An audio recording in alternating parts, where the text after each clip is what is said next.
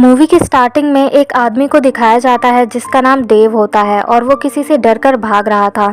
झाड़ियों में कुछ मोमेंट भी हो रही थी, तभी उसे कोई खींचकर ले जाता है। शायद वो कोई क्रीचर था। सीन शिफ्ट होता है और एक आदमी को हमें दिखाया जाता है जिसका नाम होता है फिन। वो एक फॉरेन स्ट्रेंजर था और उसकी पोस्टिंग हुई थी एक बीवरफील्ड नाम के टाउन में, जहाँ पहुँचकर वो एक लॉज में जाता है और वहाँ पर उसे जेनिन और सिजली मिलती है। जेनिन वहाँ की लैंडलॉर्ड थी और उस बीवरफील्ड नाम के टाउन में ये रूमर फैला हुआ था कि जेनिन का हस्बैंड डेव किसी औरत के साथ भाग गया है। वहाँ पर उस टाउन में एक और प्रोजेक्ट भी चल रहा था जिसका नाम था पाइपलाइन, जिसका हेड होता है सैम। कुछ लोग इसे सपोर्ट कर रहे थे और कुछ नहीं, क्योंकि उन्हें लगता था कि इससे एनवायरनमेंट को खतरा होगा। सिजली एक पोस्टमैन थी जो कि एक कार्ड लेकर आती है फिन के पास, जो कि डॉक्टर एलिस के नाम पर था, क्योंकि डॉक्टर एलिस यहाँ पर एग्जामिन करने के लिए आने वाली थी। नेक्स्ट डे सिजली और फिन टाउन में घूम रहे थे, जहाँ पर सिजली अलग अलग तरह के लोगों से मिलती है, जैसे कि मार्कस गोएन जो कि एक कपल थे, डेविन और जोकिन जो कि एक गे कपल थे और ये सब सिजली के फ्रेंड्स थे। पीटर त्रिशा जो कि हस्बैंड वाइफ थे और पीटर हमेशा सिजली से फ्लर्ट करने की कोशिश करता रहता था। हम देखते हैं कि सिजली अब फिन को एक पार्सल लेके उसे डिलीवर करने के लिए भेज देती है, जो कि फ्लिंट के घर का था और उसका घर था टाउन के बाहर एक कॉटेज में। फ्लिंट टाउन के लोगों को बिल्कुल भी पसंद नहीं करता था और उनसे उसे कोई भी हमदर्दी नहीं थी। जैसे ही फिन उसके घर पर पहुंचता है तो फ्लिंट उसे गन पॉइंट पर ले लेता है और उसे जाने के लिए बोलता है। शाम के टाइम हम देखते हैं सिजली और फिन एक साथ टाइम स्पेंड करते हैं और वो दोनों एक दूसरे को लाइक करने लगे थे। तभी फिन की एक्स गर्लफ्रेंड का कॉल आ जाता है, जिससे कि सिजली चिढ़कर वहाँ से चली जाती है। दूसरी तरफ त्रिशा अपने डॉग के गले में पट्टा बांधकर उसे बाहर घूमने के लिए भेज देती है। जैसे ही वो डॉग बाहर जाता है तो डॉग पर कोई हमला कर देता है और उसे ले जाता है, जिसे देखकर त्रिशा चिल्लाती रह जाती है। नेक्स्ट डे वो लॉज में बहुत ज़्यादा ड्रामा क्रिएट करती है, जहाँ पर टाउन के सभी लोग मौजूद थे, लेकिन उन्हें कोई भी फ़र्क नहीं पड़ रहा था त्रिशा से। उनकी सिर्फ एक ही परेशानी थी कि वहाँ पर लाइट क्यों नहीं आ रही है। दरअसल जनरेटर को किसी ने बहुत बुरी तरह से हार्म कर दिया था। हर एक जनरेटर पे पंजों के निशान थे। जब फिन और ज़्यादा छानबीन करता है टाउन में तो उसे एक डेड बॉडी मिलती है, जिसे लेकर फिन लॉज में जाता है और वहाँ पर पता चलता है कि ये डेड बॉडी किसी और की नहीं बल्कि जेनिन के हस्बैंड की है, जिसकी अफवाह उड़ी थी कि वो किसी औरत के साथ भाग गया है। उस डेड बॉडी की हालत बहुत ही ज़्यादा ख़राब हो चुकी थी। डॉक्टर एलिस उसके हेयर सैंपल्स लेती है और हम देखते हैं कि जेनिन बहुत ज़्यादा रो रही थी, क्योंकि वो इस बात से बहुत दुखी थी। डॉक्टर एलिस कहती है कि ये किसी जानवर का काम है, ये इंसान का काम नहीं हो सकता। फिन एडवाइस देता है कि हमें फ्लिंट की हेल्प लेनी चाहिए डेव के कातिल को ढूंढने के लिए, उस जानवर को पकड़ने के लिए। लेकिन टाउन के सभी लोग फ्लिंट से बहुत ज़्यादा डरते थे और उसके घर नहीं जाना चाहते थे, तो कोई ऑप्शन ना होने के कारण फिन और सिजली ही उसके घर पर जाते हैं। जैसे ही वो लोग फ्लिंट के घर पर पहुंचते हैं वो लोग बहुत ज़्यादा डरे हुए थे और अंदर जाकर उससे हेल्प मांगते हैं, लेकिन फ्लिंट को उनसे कोई भी हमदर्दी नहीं होती और उसे टाउन के लोग भी पसंद नहीं थे, इसलिए वो हंसने लगता है और मदद करने से मना कर देता है। तब फिन उसे बहुत बड़ा लेक्चर सुनाता है और भाईचारे पर भाषण देता है, जिसका उस पर कोई असर नहीं होता। फिन और सिजली नोटिस करते हैं कि त्रिशा के डॉग का पट्टा फ्लिंट के घर पर है, जिसे देखकर वो बहुत ज़्यादा डर जाते हैं। अब वो दोनों यहाँ से जाने लगते हैं और भाग जाते हैं, क्योंकि उन्हें शक होता है कि फ्लिंट ने ही इन दोनों को मारा है, मतलब डेव और डॉग को फ्लिंट ने ही मारा है। डॉक्टर एलिस अब जेनिन के पास जाती है और उससे बोलती है कि तुम्हारे पति को किसी ने जिंदा ही खा लिया है, जिससे जेनिन और ज़्यादा अपसेट हो जाती है। रात में सभी लोग बहुत ज़्यादा डर में थे, इसलिए फिन कहता है कि हमें एक साथ लॉज में ही रुकना चाहिए, जिससे कि वो लोग सेफ रहेंगे। और वो जब वेपन्स के बारे में सबसे पूछता है तो कई सारे लोगों के पास गन मौजूद थी, तो वो ऐसे डिवाइड करता है लोगों को कि हर एक रूम में गन होनी चाहिए। सोते टाइम पीट को कोई खींच कर ले जाता है, तभी गोइन वहाँ पर कर देख लेती है और गोलियां चलाने लगती है, लेकिन एक गोली पीट को भी लग जाती है, लेकिन उस क्रीचर ने पीट का हाथ खा लिया था और वहां से चला गया था। डॉक्टर एलिस को सेम हेयर सैंपल्स मिलते हैं पीट के हाथों से, जो कि उसे डेव की डेड बॉडी से मिले थे। सैम डॉक्टर एलिस को अपना अल्कोहल फ्लैश दे देता है। डॉक्टर खिलाफ थी पाइपलाइन प्रोजेक्ट के, जो कि सैम हैंडल कर रहा था। दूसरी तरफ हम देखते हैं कि पीट को ट्रीटमेंट फिन ही देता है। सभी लोग आपस में लड़ने में लगे हुए थे और हम देखते हैं कि त्रिशा को अपने डॉग की ज़्यादा पड़ी थी, ना कि अपने हस्बैंड की। जोक्विन को ऐसा लगता था कि ये सब काम एक वेयर वुल्फ का है और वो कहता है कि अर्जेंटीना में ऐसा ही होता है, 7वें बच्चे को हमेशा मार दिया जाता है क्योंकि ऐसा माना जाता है कि वो वेयर वुल्फ है। सभी लोग आपस में लड़ने में लगे हुए थे और वो लोग ये कंक्लूजन निकालते हैं कि इन सब के पीछे उनमें से ही किसी एक का हाथ है, इसीलिए सब लोग एक दूसरे पर गन पॉइंट करने लगते हैं। लेकिन फिन उन्हें समझाने की कोशिश करता है कि हमें आपस में नहीं लड़ना चाहिए, हमें एक दूसरे का सपोर्ट करना चाहिए, इसलिए सब लोग एक दूसरे पर से गन हटा दो। तभी ये लोग एक जगह पर गन इकट्ठा करके छुपा देते हैं ताकि एक दूसरे पर गन पॉइंट ना कर पाएँ। अब ये सब लोग मिलकर डॉक्टर एलिस के पास जाते हैं कि रिजल्ट क्या निकला सैंपल्स का। लेकिन डॉक्टर एलिस ने बहुत ज़्यादा ड्रिंक की हुई थी और उसका कोई भी रिजल्ट नहीं आया था। डॉक्टर एलिस बताती है कि डीएनए के अकॉर्डिंग ये सब एक इंसान और जानवर के मिक्स का काम है। तभी वो अपनी गन निकाल लेती है और डोर पर गोली चलाने लगती है ताकि कोई भी उस रूम के अंदर ना आ पाए। तभी सैम सेकेंड डोर से उसके रूम में एंटर कर जाता है। तभी बाहर सबको गोलियों की आवाज़ आने लगती है और इसी चलते डॉक्टर एलिस मारी जा चुकी थी। सैम बाहर आकर कहता है कि डॉक्टर एलिस ने सुसाइड किया है। सभी लोग फिर से लड़ना स्टार्ट कर देते हैं और एक दूसरे पर इल्ज़ाम लगाते हैं। कुछ को ऐसा लगता है कि ये सब जेनिन कर रही है क्योंकि उसने ही अपने हस्बैंड के बारे में र्यूमर फैलाया था। त्रिशा को लगता है इन सब के पीछे गोयन है क्योंकि 4 साल पहले उसने धोखा दिया था पीट के लिए उसे।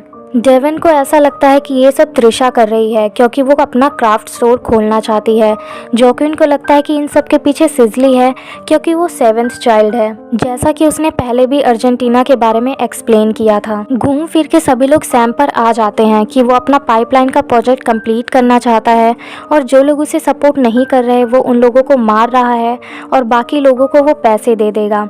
फिर सबको समझाने की कोशिश करता है कि हम सबको एक दूसरे का साथ देना है क्योंकि ये मुसीबत का टाइम है। तभी सब लोग वहाँ से चले जाते हैं क्योंकि वो मरना नहीं चाहते थे। अब लॉज में सिर्फ और सिर्फ 3 लोग बचे हुए थे जो थे जेनिन, सिजली और फिन। वो लोग एक बैरिकेड तैयार कर देते हैं ताकि वो लोग अंदर सेफ रह सकें। सैम के पास कई सारे एडवांस्ड वेपन्स होते हैं जिससे वो हॉन्ट करना चाहता था वियरवुल्फ को। अब फिन और सिजली ढूंढते हुए रूम में चले जाते हैं सैम के, जहाँ पर उन्हें कई सारी पेपर कटिंग्स मिलती हैं और ड्रॉर में एक नाइफ भी मिलता है जो कि एक कपड़े में लपेटा हुआ था और उससे डीजल की महक आ रही थी। उन दोनों को अब सैम पर शक होने लगता है कि इन सब के पीछे सैम का ही हाथ है। दूसरी तरफ डेवन और जोक्विन जंगल से होते हुए अपने घर की तरफ जा रहे थे, जहाँ पर उन्हें कुछ ऐसा महसूस होता है कि कोई उनका पीछा कर रहा है। अब सैम चेक करने के लिए उतरता है और वो एक पेड़ के पास पहुँचता है, जहाँ पर त्रिशा उस पर अटैक कर देती है और उसे स्टैब करके मार डालती है। फिन और सिजली सैम के पास पहुंच जाते हैं, जहां पर सैम वेपन्स को लेकर वियरवुल्फ को ढूंढ रहा था। फिन और सिजली एक जगह पर जाकर छुप जाते हैं, जहां पर जोक्विन भी आता है और उन्हें बताता है कि डेवन गुम हो चुका है और वो कहीं नहीं मिल रहा और वो त्रिशा के घर के पास ही गुम हुआ था।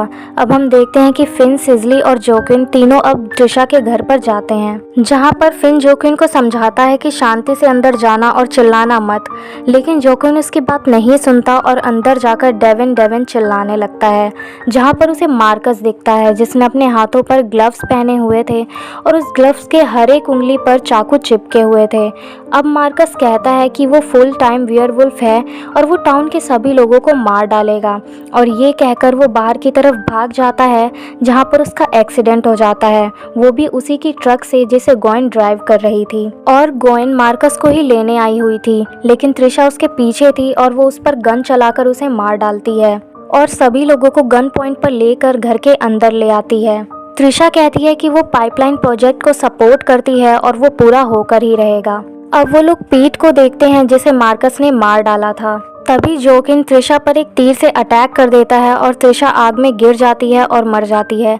सभी लोग बाहर की तरफ भागते हैं, तभी वहाँ पर सैम आ जाता है और वो तीर से अटैक कर देता है, जो कि तीर फिन के आर्म से होते हुए जोक्विन को लग जाता है। अब सैम सिजली को पकड़ लेता है और वो कहता है कि फिन ही वेयरवुल्फ है, क्योंकि जब से वो इस गाँव में आया है तभी से ये सब कुछ हो रहा है और लोग एक एक करके मारे जा रहे हैं।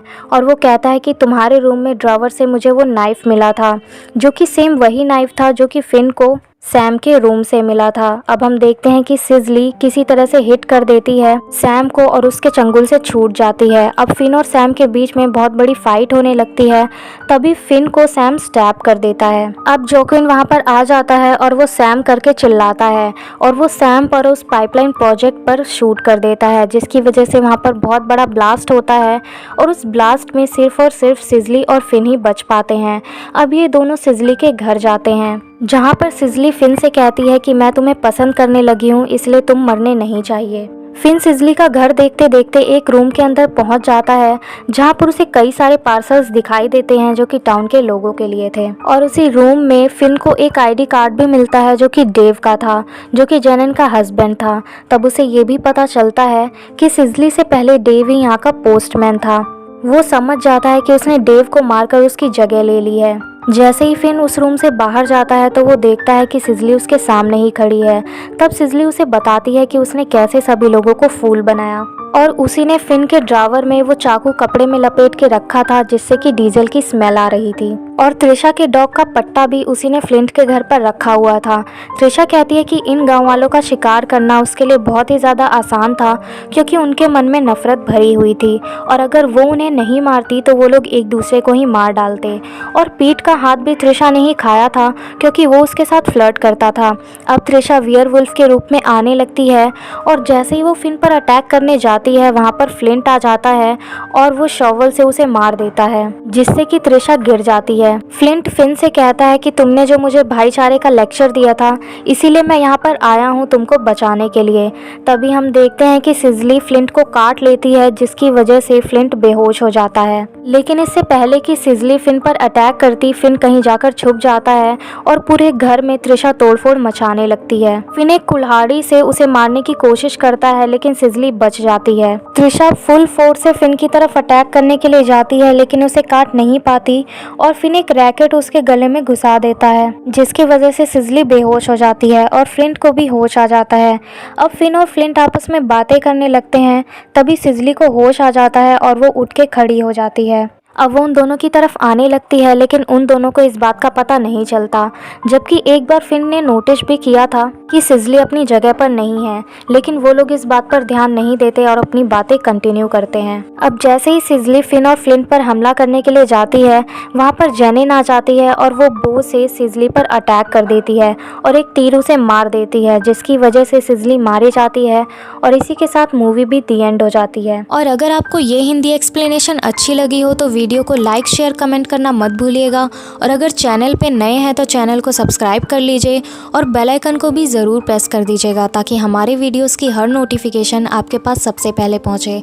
और हमारी इंस्टाग्राम आईडी की लिंक भी आपको डिस्क्रिप्शन बॉक्स में मिल जाएगी, तो जाइए और उसे फॉलो कीजिए ताकि हमारे वीडियोज़ की अपडेट्स आपको वहाँ पर भी मिलती रहे। Thank you.